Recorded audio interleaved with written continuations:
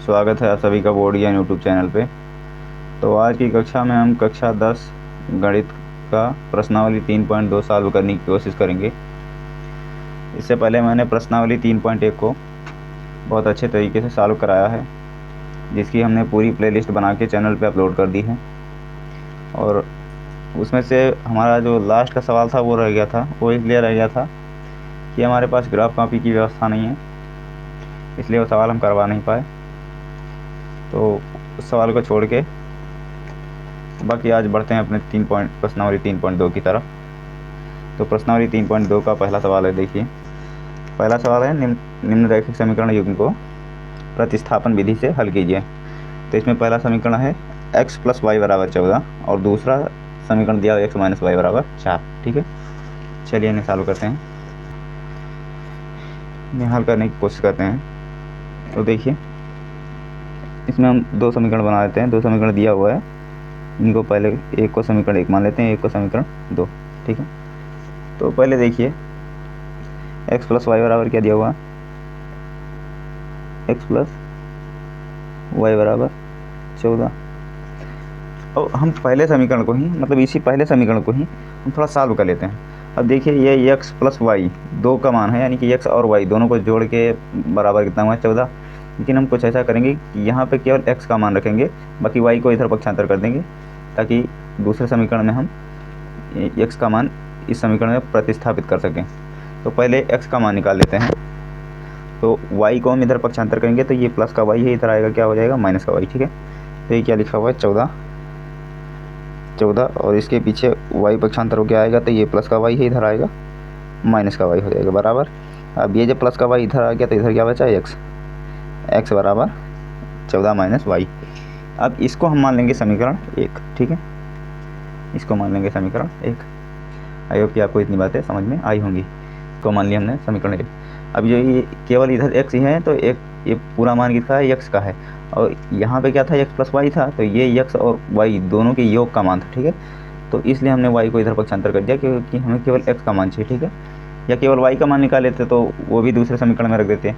अब एक को मान लेते हैं, इसको क्या, दूसरा समीकरण x - y बराबर क्या है, 4। x - y बराबर क्या है, 4। इसको मान लेते हैं हम दूसरा समीकरण, क्या, दूसरा समीकरण। ठीक है, बढ़ते हैं आगे। तो देखिए, अब ये जो दूसरा समीकरण है, इस दूसरे समीकरण में x बराबर हमें क्या है, 14 - y दिया हुआ है। ठीक है, अब ये जहाँ x दिया हुआ है दूसरे समीकरण में, ये x की जगह पे हम क्या रख देंगे, 14 - y, क्योंकि x बराबर 14 - y है, यानी कि x का मान किसके बराबर है, 14 - y के। तो जहाँ x है वहाँ पे हम, जब ये दोनों बराबर हैं आपस में, तो x की जगह पे हम 14 - y रख सकते हैं। अब जैसे समझने की कोशिश करो, जैसे कि हमने कहा 2 + 2 कितना होता है, 4। देखिए, 2 + 2, 2 धन 2 क्या होगा, 4 होगा। तो हम चाहे 2 धन 2 किसी चीज़ को रख दें, या उसकी जगह पे हम 4 लिख दें, दोनों एक ही बराबर हुए ना। तो ऐसे ही कुछ इसमें भी होता है कि जैसे यहाँ x बराबर 14 - y है, तो x तो यहाँ पे लिखा है, तो इसको हटा के हम रिप्लेस करके 14 - y कर देंगे। क्योंकि 14 - y इसलिए कर देते हैं क्योंकि यहाँ भी y है, x की जगह पे हम जब 14 - y रख देंगे और यहाँ भी y है, तो ये पूरा पद क्या हो जाएगा, y वाला, यानी कि दोनों पूरा पद क्या हो जाएगा, केवल y वाला रहेगा। और ये x y जब अलग अलग पद थे, अलग अलग चर पद थे, तब इनको न जोड़ा जा सकता था, न घटाया जा सकता था। और जब समान चर पद होगा, तो उसमें या जुड़ जाएगा, या घट जाएगा, या कुछ भी हो जाएगा, मतलब जोड़ घटाना गुणा भाग कुछ हो जाएगा, उसमें कुछ संभव है। इसलिए x की जगह पे हम क्या रखेंगे, 14 - y, ताकि सेम पद हो जाए। ठीक है, तो चलिए अब इसको समीकरण 2 मान लेते हैं, और इसको मान लिया 1, इसको 1, इसको 2, तो इसलिए लिखते हैं। अब x का मान इसमें समीकरण 2 में रख देंगे, तो वही लिखेंगे, समीकरण 1 से x का मान समीकरण 2 में रखने पर, ये जो समीकरण 2 है, पहले इसको लिख लेते हैं। समीकरण 2 में हमें x का मान रखना है, x - y बराबर 4। ठीक है, x - y बराबर 4। अब x की जगह पे हम x का मान रख देंगे, क्या है, 14 - y, क्योंकि इसमें पहले से y दिया हुआ है, तो इसलिए हमें, अगर दोनों पद समान रहेंगे, 14 - y, यहाँ ये भी y के पद के रूप में है x का मान, तो इसलिए हम दोनों को, इसलिए यहाँ पे 14 माइनस वाई रख रहे हैं ताकि दोनों पद समान हो जाए, तो जोड़ने घटाने में या गुणा भाग करने में आसानी हो, जो कुछ भी मिले जोड़ घटाना जो भी प्रक्रिया लगे उसको करने में आसानी हो। तो इसलिए एक्स का मान हम क्या रखेंगे, एक्स की जगह पे रखेंगे 14 माइनस वाई, ठीक है। यहाँ पे रखेंगे 14 माइनस वाई, एक्स की जगह पे हो गया 14 माइनस वाई, फिर क्या है माइनस लगाएंगे, वाई है, वाई कर देंगे बराबर क्या है 4। आई होप कि आपको इतनी बातें क्लियर होंगी, ठीक है। अब देखो, अब आगे सॉल्व करते समय क्या किया जाता है कि चर पद को एक तरफ और अचर पद को एक तरफ कर दिया जाता है। मतलब ये कि गिनती को एक तरफ और अक्षर को एक तरफ कर दिया जाता है, अर्थात अंक को एक तरफ और अक्षर को एक तरफ। तो अंक इसमें क्या है 14, इधर क्या है 4, तो इधर एक अंक है और 2 चर पद हैं, ठीक है। तो अंक को हम इधर ले आते हैं अंक की साइड में। तो इधर अंक की देखो 14 के आगे कौन सा चिन्ह लगा है, कुछ नहीं, तो प्लस मान के चलेंगे, इधर आएगा क्या होगा माइनस। तो इधर होगा, लेके आओ 14 को, इधर प्लस का है, 4 के पीछे आएगा तो क्या हो जाएगा माइनस का हो जाएगा, 4 माइनस 14 बराबर, इधर क्या बचा वाई माइनस, वाई के आगे माइनस और फिर क्या है वाई माइनस, ठीक है, माइनस वाई। अब एक बात ध्यान रखना, जब समान पद हो और चिन्ह भी समान हो तो आपस में क्या होते हैं, जुड़ जाते हैं।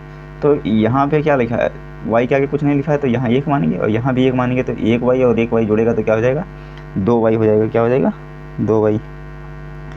और ये समान चिन्ह माइनस का ही रहेगा, ठीक है, चिन्ह माइनस का ही रहेगा, चिन्ह बड़ी संख्या का लगेगा, तो इसमें दोनों संख्याएं बराबर हैं, तो चाहे जिस भी संख्या का लगा सकते हो। वैसे बड़ी संख्या का चिन्ह लगता है, तो बड़ी संख्या इसमें दोनों बराबर हैं और दोनों के आगे माने लगा तो किसी एक संख्या का चिन्ह लगा सकते हो, ठीक है, बराबर। अब 4 में से 14 घटाओगे तो कितना आएगा माइनस का 10, ठीक है, माइनस का 10, क्योंकि 4 में से 14 जाएगा नहीं, तो 14 में से क्या करना पड़ेगा, हमें 4 को घटाना पड़ेगा, 14 में से 4 को, और बड़ी संख्या 14 में से 4 को घटाएंगे तो 10 आएगा, और बड़ी संख्या 14 है, इसलिए उसके आगे जो चिन्ह लगा है वही आंसर में चिन्ह लग जाएगा। अब देखिए यहाँ तक तो आपको क्लियर है शायद। अब माइनस इधर भी है, माइनस इधर भी है, तो माइनस से माइनस क्या हो जाएगा, हट जाएगा, आपस में कट जाएंगे, ठीक है।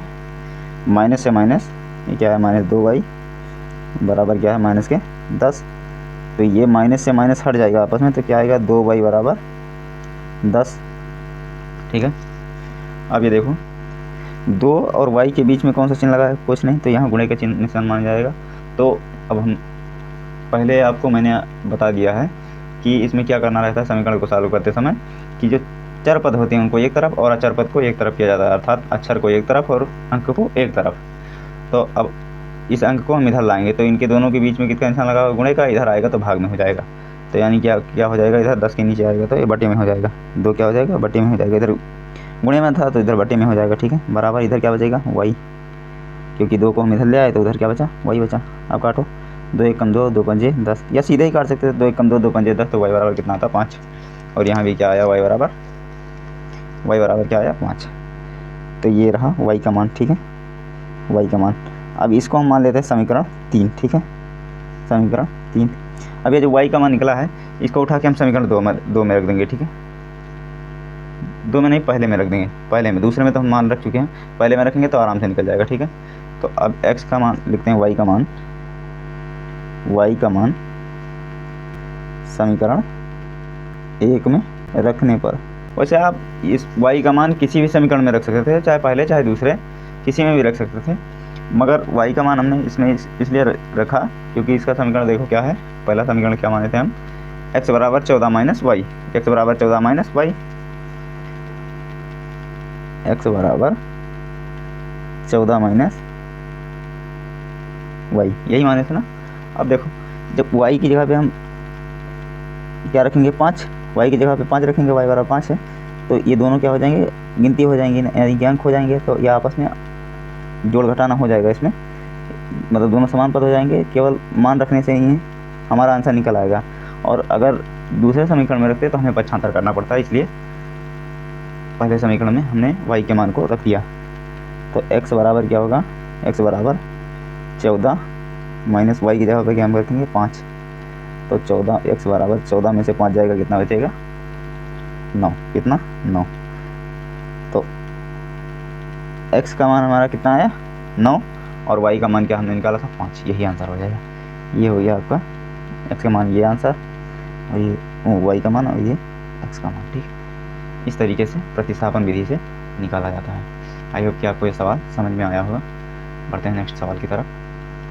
देखिए अब दूसरा सवाल हमारा है एस माइनस टी बराबर 3 और एस बटे 3 प्लस टी बटे 2 बराबर 6, ये समीकरण दिया हुआ है। चलिए सॉल्व करते हैं। ये रहा आपका सवाल। चलिए इन्हें सॉल्व करते हैं।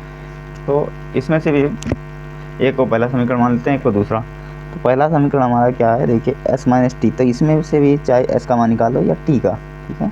एस माइनस टी बराबर 3, तो इसमें से भी चाहे एस को इधर रखो या टी को, लेकिन एक पद को इधर क्या करना पड़ेगा, पक्षांतर करना पड़ेगा, ताकि हम एक पद का मान निकालें, ताकि अगले समीकरण में उसी पद का मान उठा के उसमें रख दें अगले वाले पद में। तो इसमें हम ऐसा करते हैं, एस का मान निकाल देते हैं, टी को इधर पक्षांतर कर देते हैं। तो टी को इधर पक्षांतर करोगे तो इधर इसके आगे किसका चिन्ह लगा, माइनस का, इसका लगा हुआ है माइनस का, इधर आएगा प्लस का हो जाएगा। तो क्या हो जाएगा 3 और प्लस के टी बराबर क्या इधर बचेगा, एस बचेगा, क्या बचेगा, एस बचेगा, ठीक है।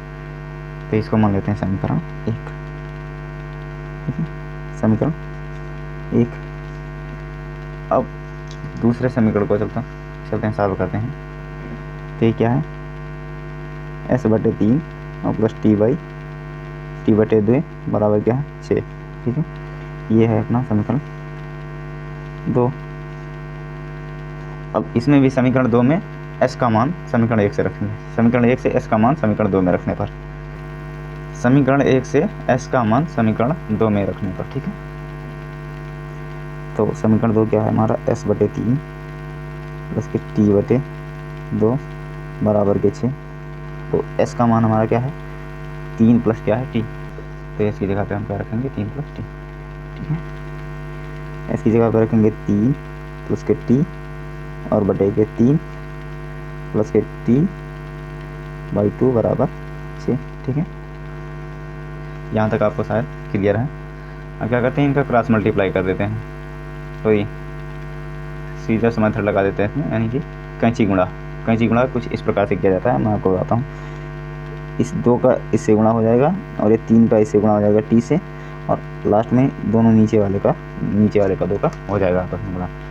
तो पहले 2 का ऊपर वाले से करते हैं, तो 2 3 कितना हो जाएगा, ये हो जाएगा 2 गुणे क्या हो जाएगा 3 प्लस टी, और बीच में प्लस का निशान लगाया, प्लस का निशान लगा देते हैं। 3 का किसके साथ गुणा हो जाएगा, 3 का हो जाएगा टी के साथ में, और बटे इन दोनों का हो जाएगा 3 गुणे 2 बराबर के 6, ठीक है। 2 का 3 में गुणा करोगे 2 टी हो जाएगा 6, और प्लस के 2 का टी में गुणा करोगे 2 टी हो जाएगा, क्या हो जाएगा 2 टी, प्लस 3 का टी में गुणा करोगे 3 टी हो जाएगा, ठीक है। और बटे 3 दूनी के कितना हो जाएगा 6, ठीक है, बटे कितना हो जाएगा 6 बराबर के 6। अब इस 6 को उधर पक्षांतर करके ले जाओ, तो इधर ये भाग में, उधर जाएगा क्या हो जाएगा गुणे में, तो ये क्या हो जाएगा 6 गुणे 6 बराबर इधर क्या बचा 6 और प्लस के 2 टी और प्लस के 3 टी, ठीक है, 2 टी प्लस 3 टी। अब देखो 2 टी और 3 टी को जोड़ोगे तो कितना हो जाएगा 2 3 5 टी, तो 6 प्लस क्या हो जाएगा 6 प्लस 5 टी बराबर ये कितना हो जाएगा 6 छक्के 36। अब ये 6 को इधर पक्षांतर करके लाओ, ये दोनों क्या है आपस में गिनती हैं, यानी कि अंक है, तो अंक को एक साइड में करो, तो 6 को इधर ले आओ, अक्षर की तरफ से इधर अंक की तरफ ले आओ।